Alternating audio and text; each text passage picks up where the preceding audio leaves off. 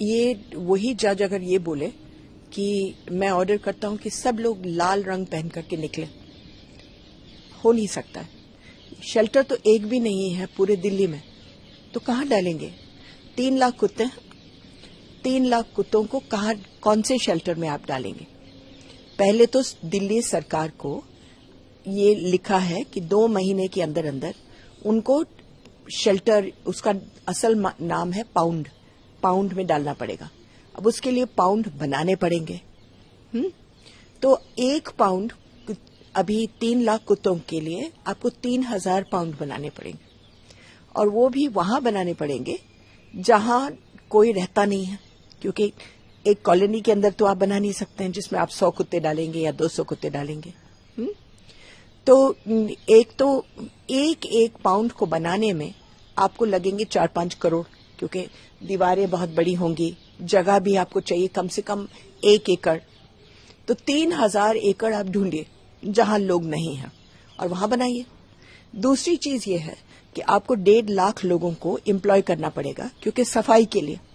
आखिर अगर 200 कुत्ते एक जगह में हैं तो गंदगी तो करेंगे ही करेंगे ना बेटे, तो फिर कौन साफ करेगा? 1.5 लाख लोग। फिर वॉचमैन करना है, फिर इनके लिए खाना बनाने के लिए किसी को करना है।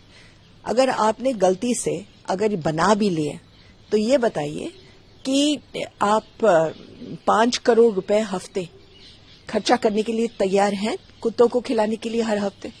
क्योंकि अभी तो वो मुफ्त में खा रहे हैं, फीडर्स, सिविल सोसाइटी उनको खिला रही है। अब तो सरकार कह रही है कि नहीं, हम रखेंगे और हम खिलाएंगे। तो बताइए कहां से पैसे आएंगे? और अगर आएंगे भी तो लोग क्या नहीं बोलेंगे कि आप गरीबों के लिए कुछ कर नहीं सकते हैं, आप कुत्तों को खिला रहे हैं? तो एक तो ये नामुमकिन है। दूसरा, अगर मान लो कोई जादू से हो भी गया तो फिर क्या होगा?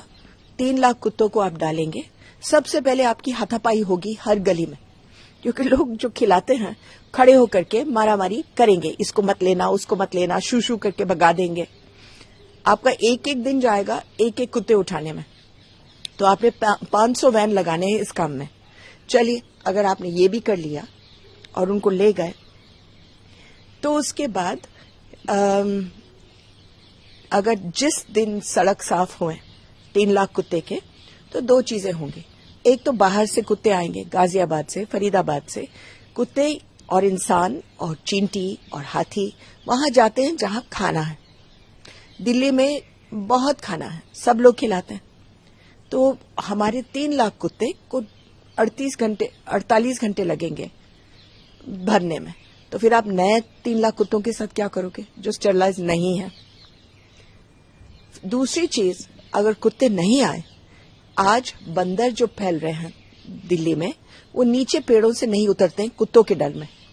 जिस दिन कुत्ते गए तो आपके बंदर यहां हर बगीचे में घूम रहे होंगे। ये हुआ था पेरिस में 1880 में, जब उन्होंने सारे कुत्ते बिल्लियों को मार डाला। 1 हफ्ते के अंदर अंदर कोई नहीं रह सकता था उस शहर में, क्योंकि सारे चूहे भर गए थे नालों में। तो उनको लाना पड़ा दूर से, फिर कुत्ते और बिल्ली। तो हर एक चीज की अपनी अपनी महत्व होता है। केवल कहना कि सारे कुत्तों को डालो पाउंड में, ये तो कोई राजा जैसे बोलता है ना कि पानी के लहरों को रोक दो, ये वही वाला जजमेंट है। मगर मैं एक और चीज कहना चाहती हूं, और वो ये है कि ये 2 बेंच का जजमेंट था, जो 2 बेंच का ऑर्डर था, 2 जजेस बैठे थे। इससे पहले सुप्रीम कोर्ट में 2 बेंच का ऑर्डर था जस्टिस माहेश्वरी का। तो क्या उनका चलेगा या इनका चलेगा? क्योंकि जस्टिस माहेश्वरी ने कहा सब कुछ बहुत ठीक है, थोड़ा सा इसको और अच्छा कर दो, बस। अब ये और ये तो बिल्कुल एक जैसे हुए। दोनों अलग अलग ऑर्डर्स आए हैं सुप्रीम कोर्ट से, तो कौन माना जाएगा? सुप्रीम कोर्ट की ओर से ये भी कहा गया है कि डॉग्स बाइट्स की घटनाएं लगातार बढ़ रही है, उसको देखते हुए ये ऑर्डर्स दिया गया है।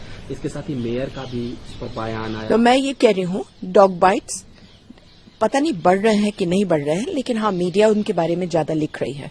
और वो इसलिए है बेटा, डॉग्स तभी बाइट करते हैं जब आप उसको उठा करके जहां रहता है उसको उठा करके रिलोकेट करो।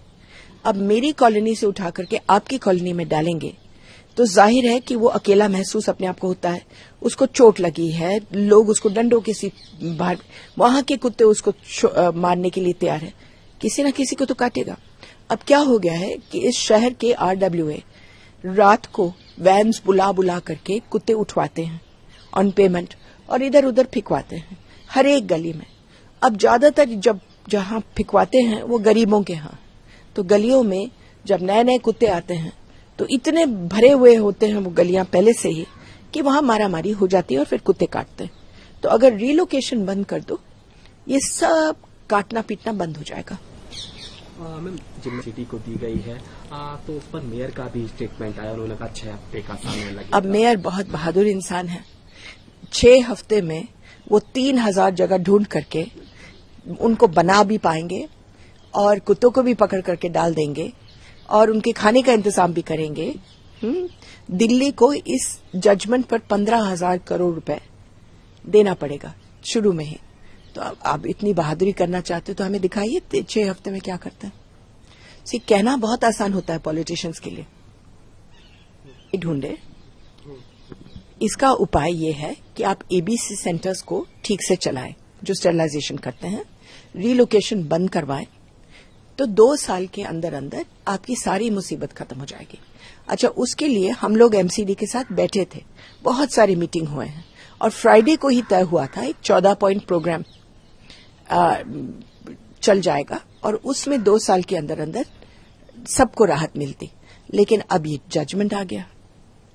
अब ये जजमेंट मुझे नहीं मालूम कि लीगल भी है कि नहीं, बस एक गुस्से में देने वाला, आप आओ बैठो रोब जमाओ जजमेंट दे दो और कहो कि कोई नहीं बोलेगा, कोई मुझे सुनना नहीं है। अब ये जजमेंट किस चीज, सुओ मोटो जजमेंट, ठीक है, यानी कि इन्होंने अपने आप डाला केस, अपने आप सुनवाई करी और अपने आप जजमेंट दिया, कोई और तो था नहीं। लेकिन ये किस बात पर हुआ था ये भी आपको पता होना चाहिए।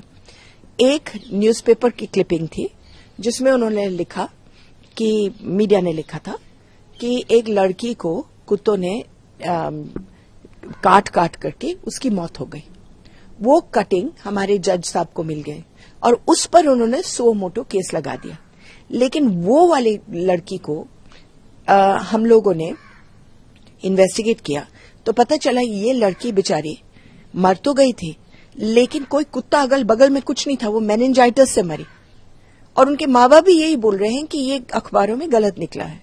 तो अब क्या बोल सकते हैं कि आपका जो पूरा गुस्से से ये बोलना, गलत आधार पर आप बोल रहे हैं, तो क्या कर सकते हैं हम।